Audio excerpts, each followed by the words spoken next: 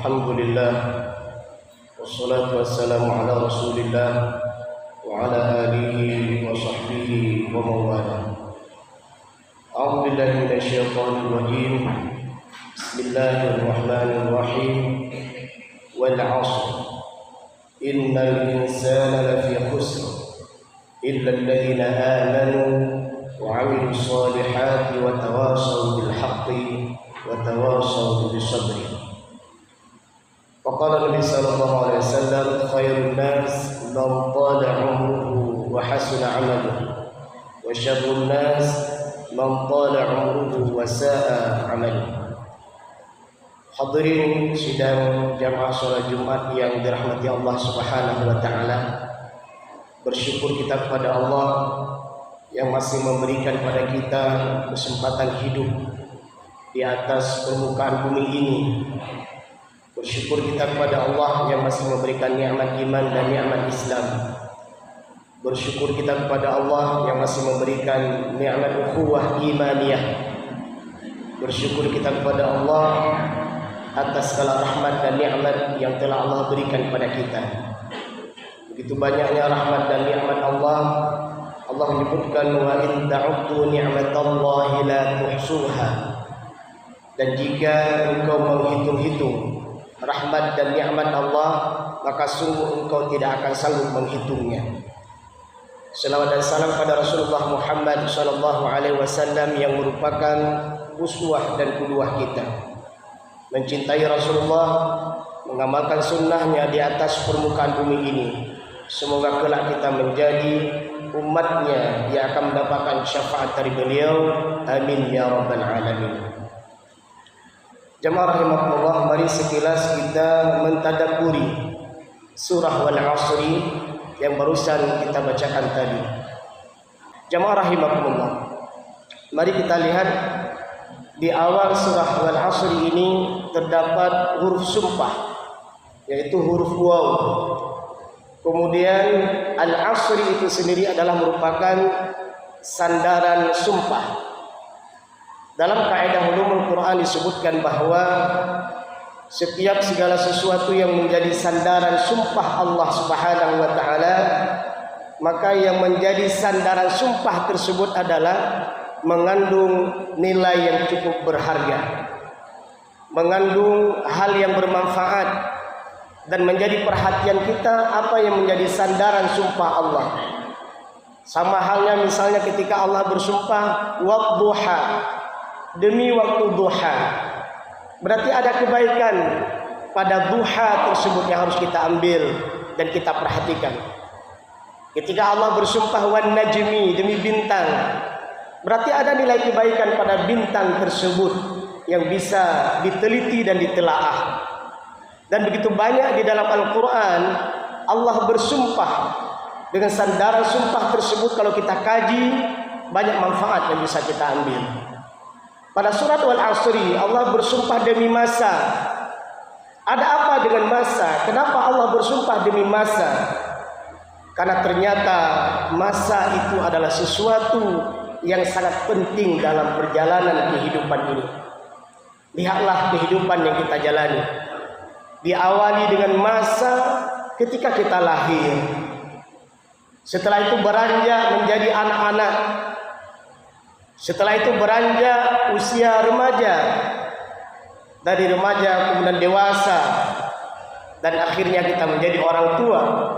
Dalam hadis Rasulullah SAW, umur manusia itu rata-rata adalah 63 tahun. Rasulullah menyebutkan sangat sedikit kalau ada yang 70 atau 80. Atau di antara mereka tidak meninggal, tapi terus diberikan kehidupan dalam perjalanan hidupnya sampai tuanya. Nanti dia akan meninggal dengan usia tuanya. Begitulah Rasulullah telah menyebutkan.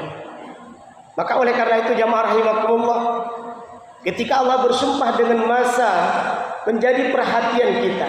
Lihatlah, yang dulunya kita masih menjadi anak-anak, tapi ternyata kita sudah menjadi bapaknya anak-anak. Kemudian sebelumnya kita hanya dalam usia yang sangat kecil, terus beranjak menjadi usia seperti ini. Begitu juga dengan rahmat dan nikmat yang Allah kepada kita. Seiring dengan bertambah usia, maka sedikit demi sedikit nikmat yang Allah berikan itu Allah cabut.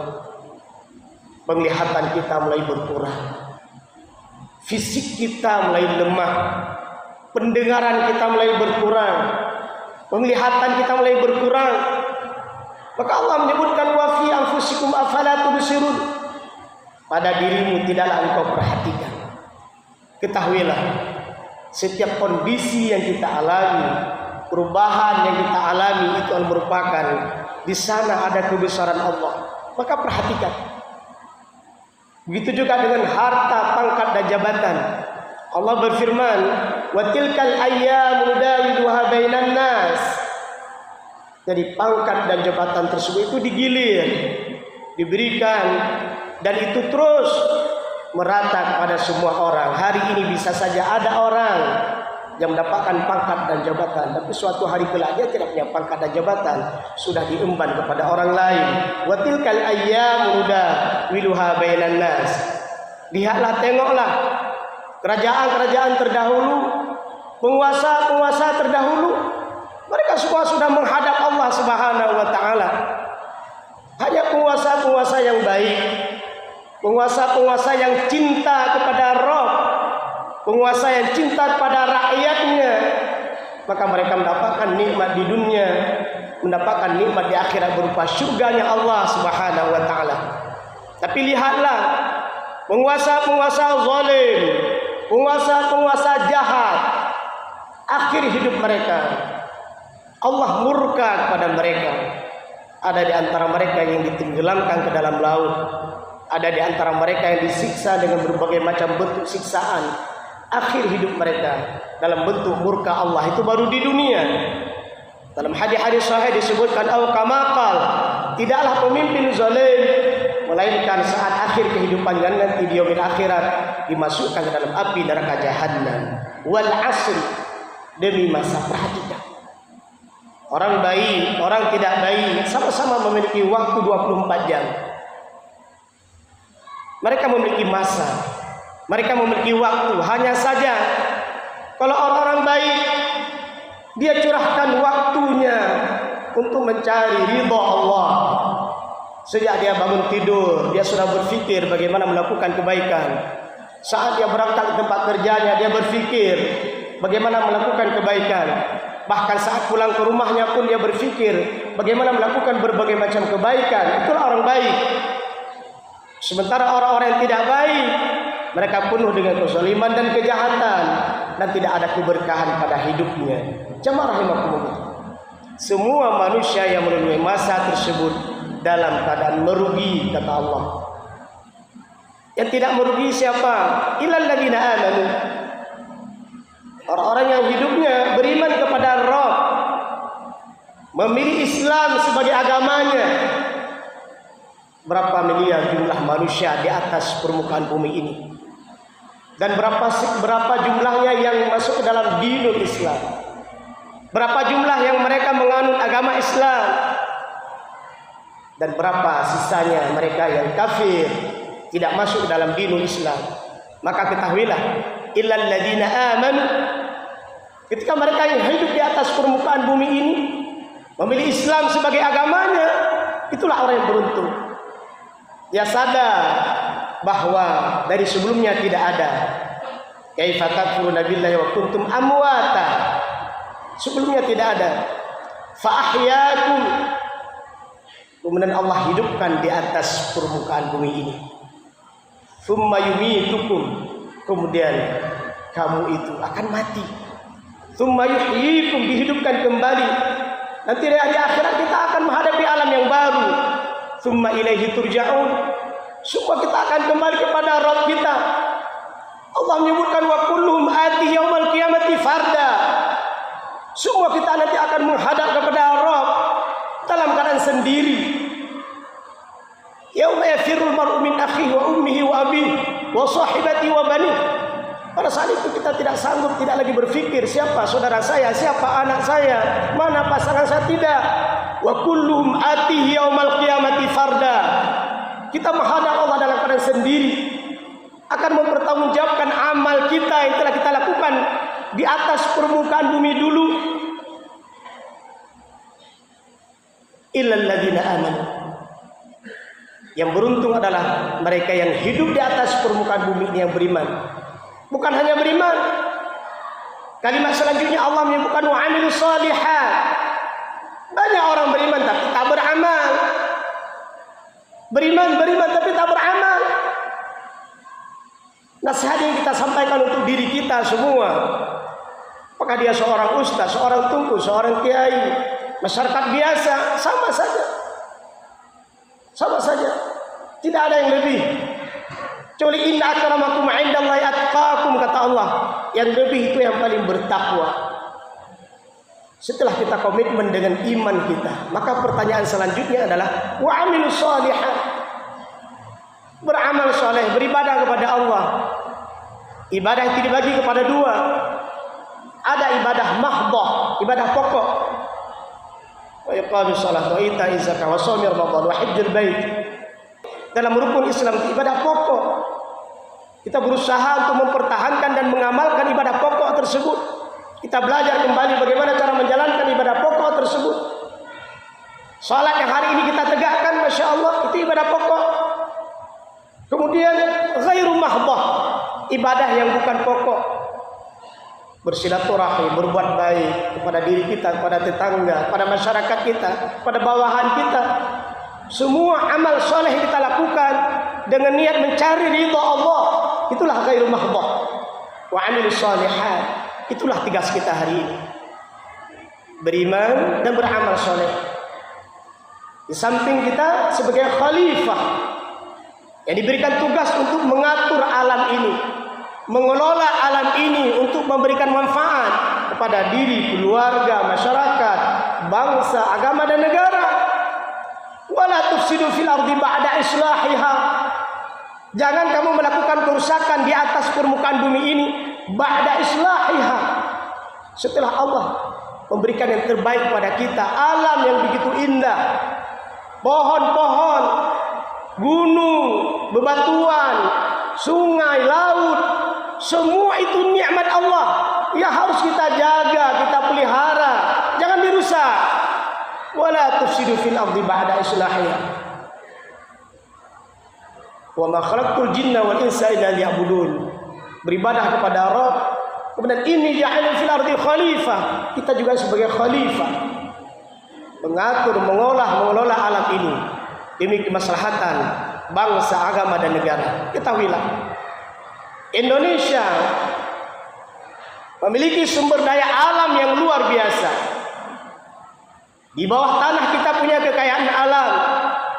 Di atas tanah kita punya kekayaan alam. Di gunung kita punya kekayaan alam. Di laut luar biasa. Kalau semua sumber daya alam tersebut dimanfaatkan untuk kemaslahatan masyarakat Indonesia, maka Indonesia hari ini bukan lagi negara berkembang, tapi insya Allah kita sudah di atas negara maju. Kenapa? Kita punya sumber daya alam yang luar biasa. Tapi dengan catatan, ketika semua sumber daya alam tersebut dimanfaatkan untuk bangsa Indonesia, itu rumusnya. Jemaah rahimakumullah, wa 'amilus shalihat. Itulah diharapkan, beriman dan beramal saleh. Kesalehan pribadi kita tidak cukup, tapi bagaimana kita bisa mensolehkan orang lain? Maka kalimat berikutnya adalah wa tawasau bil haq. Inna dina 'indallahi Islam. Islam adalah agama yang benar. Sampaikan kepada orang lain agar mengenal Islam. Bagi mereka yang belum masuk dalam dinul Islam, sampaikan Islam supaya mereka masuk Islam. Wa tawasau bil haq. Orang-orang yang beriman, beramal saleh dan menyampaikan dakwah kebenaran. Dalam tafsir fi zilalil Quran, Said Qutb ketika menafsirkan ayat wa man ahsanu qawlan mimman da'a ila Allah. Kalimat-kalimat mulia yang keluar dari lisan orang beriman. Ada amalan kita yang dinaikkan harian, ada amalan kita yang dinaikkan setiap 7 hari, ada bulanan, ada tahunan. Saya untuk menyebutkan bahwa amal soleh, lisan kesolehan kita, mengajarkan anak-anak kita mengaji, mengajarkan keluarga kita kebaikan, mengajarkan masyarakat kita kebaikan, dinul Islam kita sampaikan. Ketika amal tersebut naik ke langit, maka posisi amal tersebut berada di paling barisan paling terdepan. Masya Allah. Watawassaw bil haqqi. Di ujung ayat, di ujung surat Allah menyebutkan watawassaw bis sabri, menyampaikan nilai kebenaran perlu kesabaran. Banyak tantangan dan cobaan. Lihatlah Rasulullah dan para sahabat ketika menyebarkan dinul Islam, mereka mendapatkan tantangan yang cukup berat. Mereka mendapatkan cobaan yang cukup berat.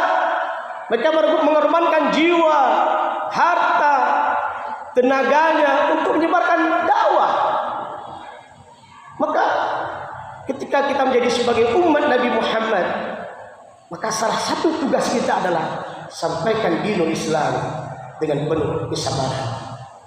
Untuk tafsir lebih lengkap, bacalah kembali dalam tafsir-tafsir tentang surat Wal Asr ini. Semoga menggugah kita menjadi pribadi yang senantiasa sadar dan paham begitu pentingnya masa yang harus kita kelola.